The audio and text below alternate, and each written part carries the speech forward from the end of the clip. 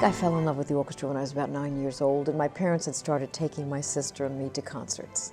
I was so intrigued by the orchestra, watching them on stage. And I noticed how focused they were, totally dedicated to making something beautiful happen. I knew that was what I wanted. I knew it was that kind of palette of sound and the idea of being in some way the catalyst for that, the fulcrum, and helping that, enabling that to happen. I entered Mannes as a classical guitar major, but with the aspiration of entering the conducting department. And the school very wisely said, let's try it for 1 year with a single major, audit the classes, and then let's come back to that. They were very honest and they were very open with me about, at that point, the future for a woman in conducting didn't look really very sure. So they were taking a leap of faith. I will always be appreciative of that because that was the door that opened for me. And I spent 4 years here very happily studying both. The building on East 74th was a very special place. Tucked on a very sleepy street filled with brownstones, and one of those brownstones was us, you know, and I imagine that now, I think about it, the neighbors must have heard music emanating from that building constantly. It was a scrabble to find a place to practice, so people practiced everywhere, in the ladies' room, in the basement, in the closet. We'd always laugh about on the third floor that the floors would slope this way. It had character. We felt very protected in that building. We felt that that was a special place. We went through those doors and we forgot about everything else and we concentrated on making music. We didn't know what would happen after graduation, but we had so many hopes in that building. I was very honored to be asked to do this concert. I mean, to open up the 100th year of Mannes, that's a lot of music and a lot to be proud of, and a lot of great musicians going into the world from Mannes. In spending several rehearsals and the concert with the orchestra, I learned a great deal, of course, from them, but I try and impart to them a little bit about what playing in an orchestra professionally will be like.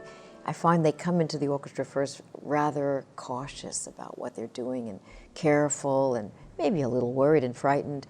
And I try by the end to have them open up and be able to take risks, to play in a more vivid way, to just give 100% of who you are as a musician. I remember in the last movement of the Martinu, it was a very fast tempo, and then it was very rhythmically and technically challenging for musicians. So in the first rehearsal, the orchestra almost fell apart. But instead of insisting on what she prepared and her interpretations, she switched to a slower tempo, and then she worked with us patiently on every single detail.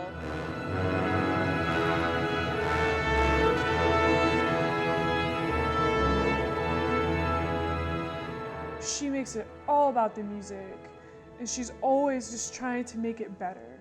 There's like little things she will point out. It'll be like the tiniest little thing, like if you could rush this eighth note slightly, this 1/8 note, but it makes the biggest difference in the piece. She just has this way of crafting something, like kind of like a sculpture, and finding like each chisel, like each little part, to make this work actually mean something.